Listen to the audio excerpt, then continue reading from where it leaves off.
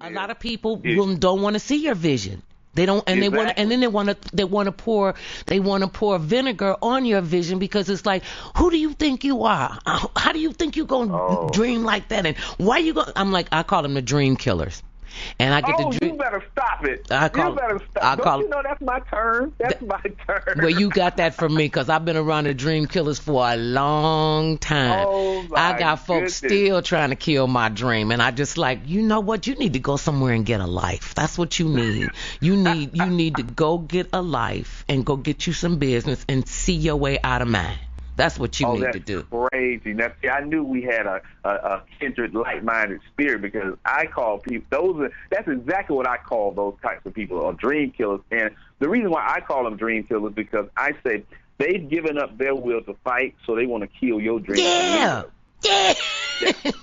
And then wait a minute, and then they gonna get mad at you the more successful that you are.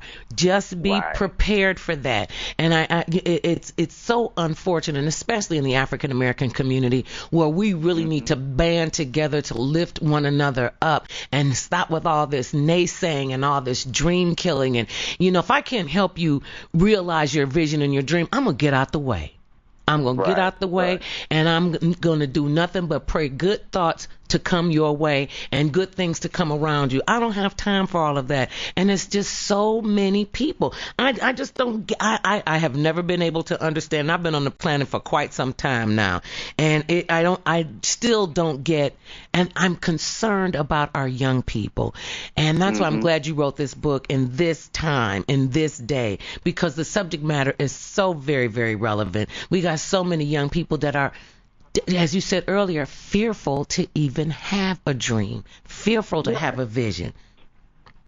And I know, Yep. and you talked about the importance of having a support system around you to live your dream. Now, how do you handle the dream killers? Um, I literally do what I talk about in my book is it's a mind over matter. I don't mind because you don't matter. What you think, and we might laugh about it, but I think That's if the truth, a lot of us adopted that a lot more, and you know what? It's okay if you don't agree with what I'm doing. It's okay because I have a different calling than you have. Right. I have a different audience than you have, and it shouldn't matter to you because I really don't mind that you're trying to do the same thing that I do.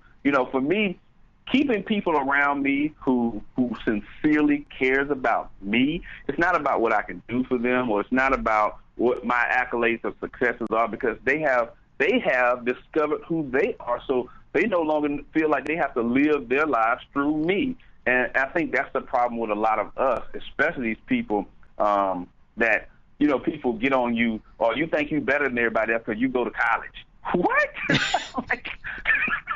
like, where did you get that mentality from? I got one for that. I got one for that because I got the same thing. You think you better than me because you got a husband. You think you better than me because you went to college. Right. You think you better than me because you living in California. I said, sweetie, I'm not better than you. What the problem you have with me is I make smarter choices than you. And so now if you upset about the fact that I make smarter choices, what you need to do is get a life. And that's really what it is. That's really what it is with people. They see, and when you're successful and you're around a lot of naysayers and dream killers, and it can be, the sad part about it is more often than not, it's family and friends, people you already know. Wow. Strangers don't treat you like that. I remember my sister and them used to tell me, you treat strangers better than you treat us. I go, because they treat me better than you do. You think just because I'm your sister, I'm going to be your whipping girl, or because I'm your niece, you can talk to me any kind of way, or because we friends that you can treat me any kind of way. It's not going to happen. And I think a lot of people don't demand or command the respect that they deserve because they don't give it. And I think that has a lot to do with it as well. So now, you're absolutely right. You were, because you have such a passion for what you do. You and I both know that there are obstacles that when you're, pursuing your life mission with a passion. Can you share some of the mistakes that you see people make when they're pursuing their passion? Yeah. He went, oh my God.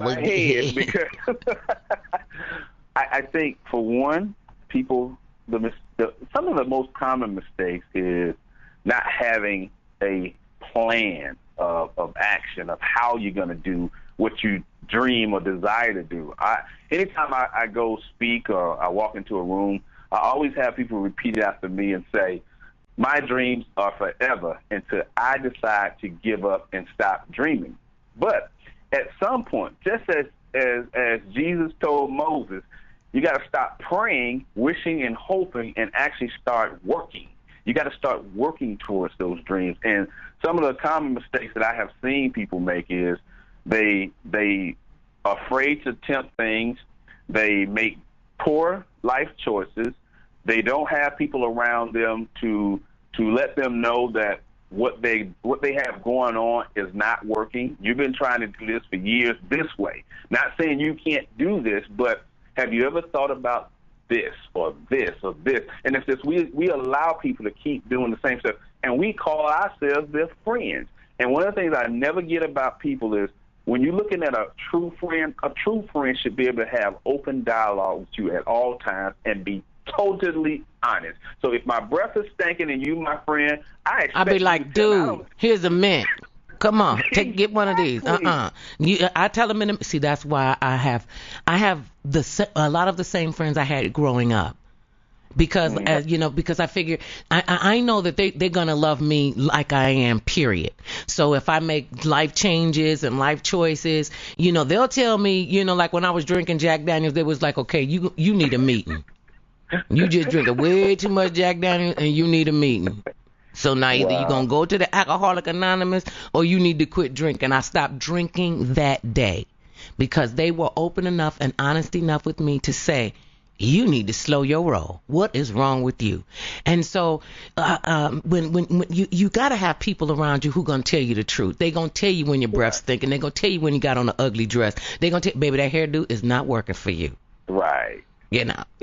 Now, do you think, let me ask you this, talking about relationships, do you think, and it's going around a lot, especially with this new movie coming out called The Dilemma, where if you saw your best friend's wife kissing on another man, would you go and tell him? Oh, right away. Absolutely. Would right away. Right away. Look, he didn't even think about it. He didn't even think about it. No, I'm ratting her out. Listen, homeboy, I saw Keisha over on Crenshaw, and she went with you. So I don't know how you gonna handle that. Now you may be a little discreet, man. Go home. Now I'm telling you what the dangers of that is, though, because now my homeboy, he's running off emotions, right? And he's gonna go make a permanent decision based upon what could be temporary situations. And what I mean by that is he's not gonna think things through and say, what's the best way to handle it? See, now, I'm a different kind of thinker.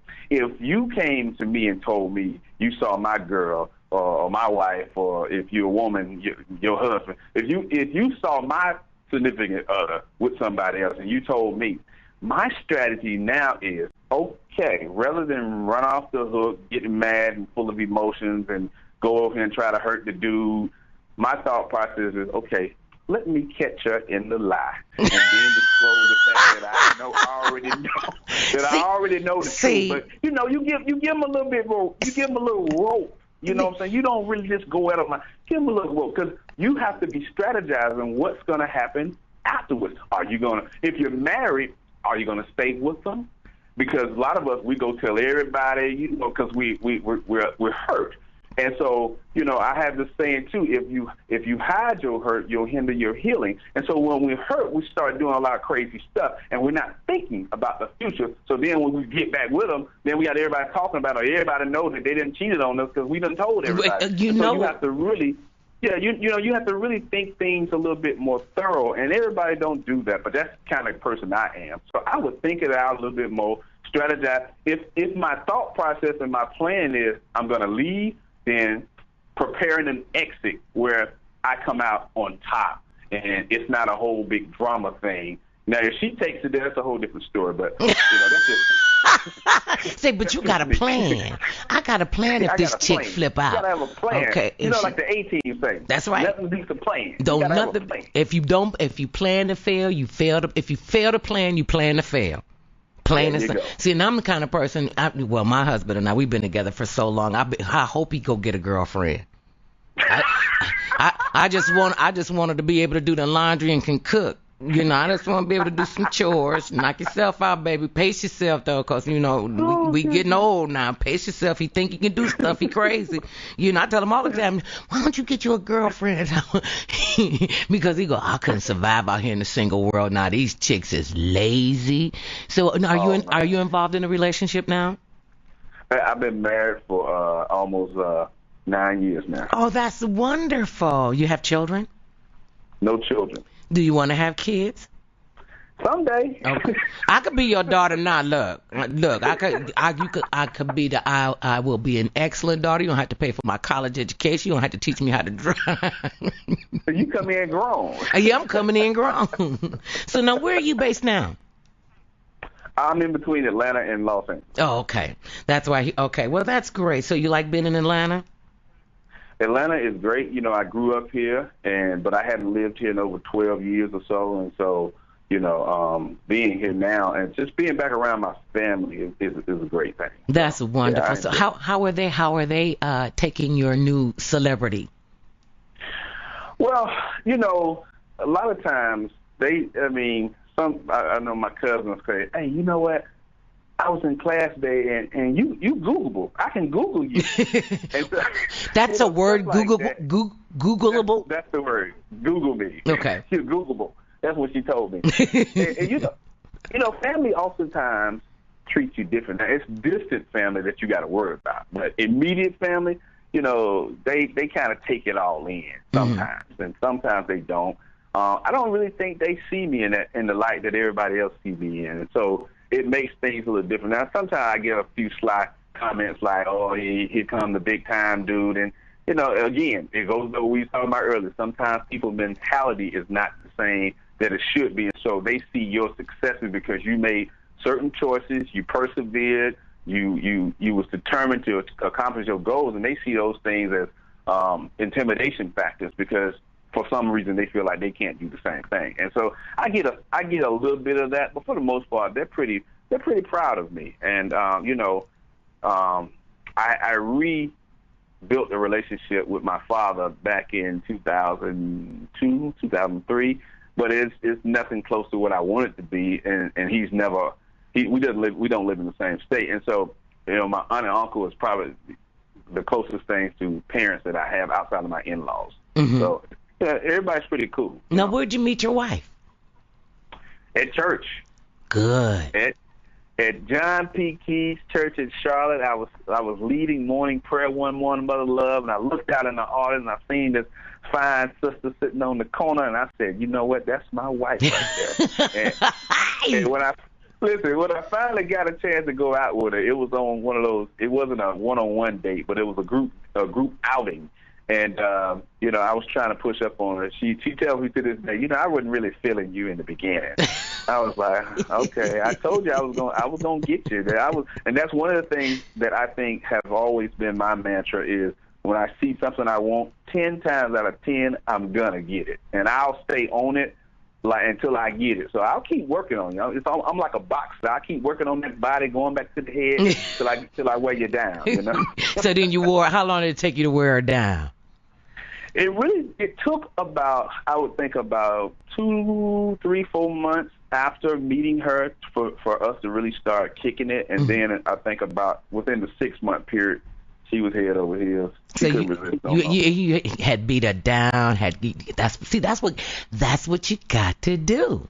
And people don't understand it. They don't want to put the time, energy, and effort into it because it looks too big. It's too much work. Well, if it were easy, anybody could do it. You know, we get handed a life, and then when we're kids, you know, we got to live like mom and daddy says, and you know, like mama says, or whoever's raising us. Then when we get to the point that we are in control, we start making these stupid bobblehead decisions because of what somebody did or somebody said, or you know, or they don't believe in me. And I think if you don't have the confidence in you, the confidence has to come to you first. So I wanted you to talk about why do you feel that no matter what happens, people should have an I can be attitude? And that's another great question. The reason why I feel like no matter what happens in your life, you should have an I can be attitude.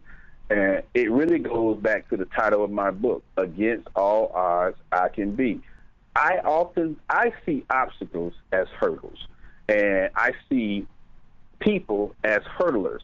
And if you start adopting the fact that you are a hurdler, when he or she gets on the track, they understand that they have all the tools and capabilities to jump over every hurdle that they have. Do they always do that? Now, y'all seen track and field. You've seen people fall over hurdles. You've seen people catch cramps. You've seen different life things happen during the race.